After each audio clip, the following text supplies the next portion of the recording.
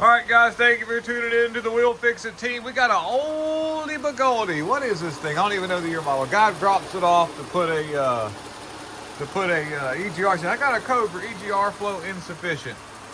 In case you didn't know or don't know, the EGR valve on this 3.5 liter V3 liter V6, 3 liter V6, same as 3.5. This was located in this vicinity right here. This is what it looks like. And I noticed that somebody has put another valve on. You can see the gasket was aftermarket.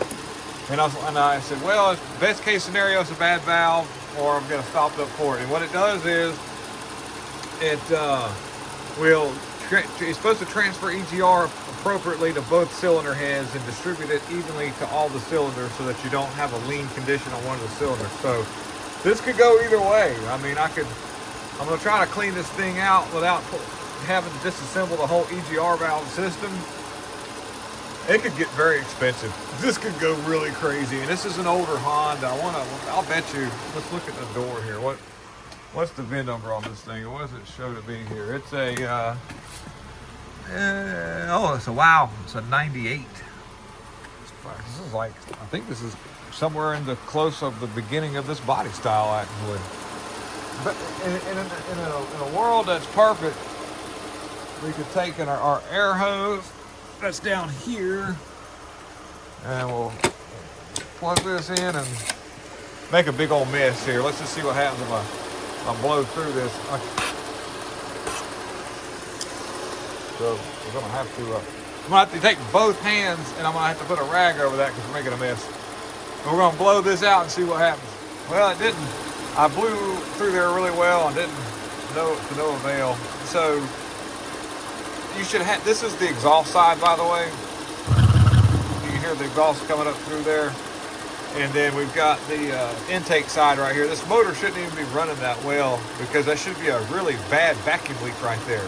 This motor should be like having trouble doing what it's supposed to do. I should have sucked that fuel this little bit of squirt gas that I put in there just to see if it would break that stuff loose. Letting it warm up because it typically softens up some of the carbon. And so then our next venture will be to go here on this wall of stuff I've got, and we'll see if we can't maybe use a piece of baling wire and try to clean it out, try to get something to flow. And then the worst, now if I get it to work, so if one of the cylinder heads happens to stop up, all the EGR goes to one side of the engine, leans out one of the banks and causes issues. But I got to straighten this up a little bit or find a piece of straight wire. We're going to go in here, we're going to try to open this port up and maybe just see what happens. And it pays to have it running because it'll suck that stuff through there. We'll see what happens. Got some heat involved there, so that's kind of boiling off my fuel. But actually, it stuttered a little bit, like it was trying to, like it almost was drawing some of that fuel in there. Just gonna keep working it in there to see if I can.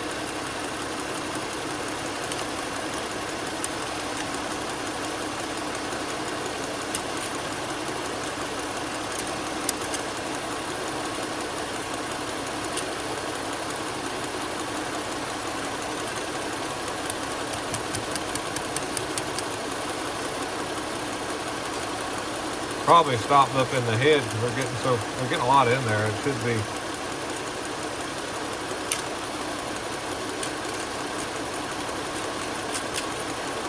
Yeah, it's not a good sign there that I've got it that far in and it has that hard pulling it in there. I mean, you can pull this assembly off that crosses over to each head, and you have to. It goes from here over to the back of the motor.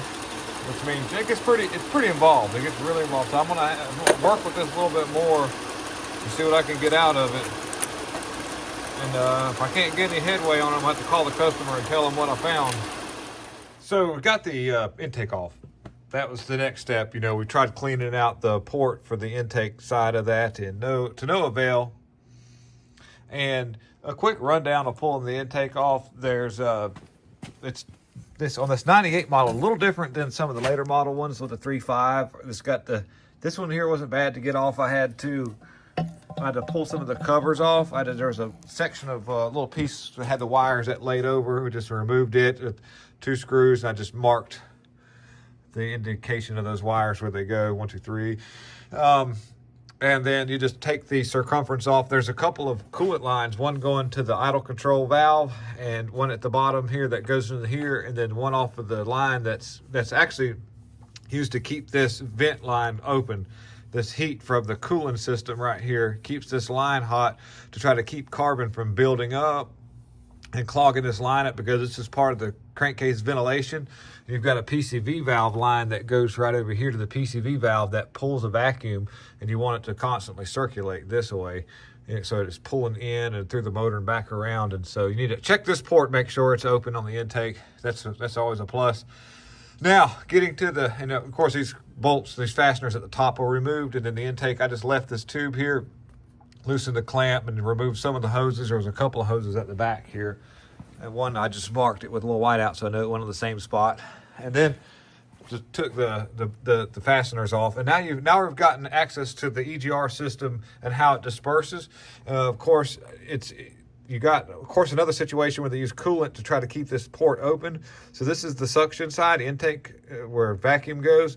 And it would normally pull a calculated amount of exhaust gas up through this way and then over here through the valve, initiated by the computer and duty cycle.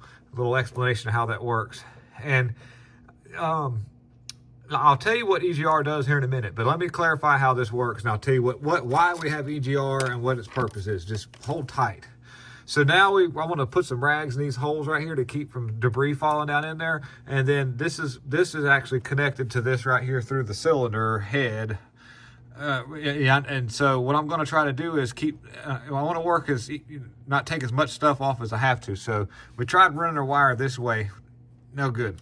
So now we're going to run a wire down this way, something thick, and use some cleaner and see if we can't, in the air hose of course, and see if we can't get some kind of action right here. If we get that here, then we're good. Then we'll flip the intake back over, and part of it ports back up through the intake right here, and it's utilized to kind of like just go up into this area so it can evenly be dispersed amongst all the cylinders, because you don't want it going all to one cylinder, so they'll kind of like let it just flow where air is being drawn that way. So that's our next step. Now, quickly, the description of what EGR does and why you have EGR.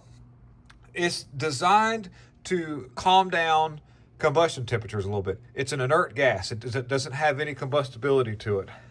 And what it does is it just kind of like, it's there to calm down the combustion process under high RPMs or engine load. That's why EGR comes in at park throttle. So what they'll do is pour a little bit of exhaust gas in there. It kind of just goes in there and it sort of just calms down. That's why when you don't have EGR, you can hear an engine sort of spark knock and pre-ignite. Typically what you'll find is a stopped up EGR system, and that's what that does. And so now we're going to go in here and wire this out and see if we can clean it, get this port opened up. Now I'm going to have to hold a rag over that. If I do get it up, it's going to spew stuff everywhere. Well, I've kind of got something going on here. Watch this. That's pretty good. I need to kind of go through it a little bit more, but I've been chunking away at it up here. I know that this thing reaches a point where it takes a turn. How far down have I gotten? Pretty good ways, because I'm almost where I think it makes that turn there. So I'll keep working that area. Then I'm going to take some air and blow through this. If I can get this opened up enough, I don't want to pull all this stuff apart. This is not a very not one of the the nicest Hondas in the world, and the guy's a really good customer. But I don't think he wants to put any more into it than what we have to. And if I can get a good flow through there, once I get it opened up, it'll roll through. So let me go ahead and I'm going to shoot some air through that, and I should be able to get a lot of air through there. So let's see what happens. Of course, now stuff is going to fly all over the place, so you want to rag over that. I think I have pretty good success because I've got a really nice gas-soaked rag, but I'm using gas, so be careful with that because that's flammable, but it's cheaper than brake cleaner, and it definitely helps to break the carbon loose. And so now, which is I'll put my rag over here, but you can actually see it. We're getting pretty good little bit of air through there. That'll work. That'll keep her light out. So for good faith, we're going to clean the intake part out to make sure that it's good right there too. And that's just simple. Just flip it over. We'll open the throttle body up and keep it locked open so that it can spew the stuff out. This is a really tough gasket right here. The thing looks good. We're just gonna put it back. And then we're gonna clean everything up, put our valve back on it. We're gonna make sure our valve isn't stopped up wherever it's on the table over there. And I think we're gonna be able to nail this thing down. And we're going to save the customer some muni, and like that. That's all. This is it. Just reverse procedure. Just put it back together. It's not that bad. Don't be afraid to do this. You're a good do-it-yourself people, man. You're a part of this We'll Fix It team. If you have any questions, leave it in the comments. I'll do my best to answer. Take it easy and work out.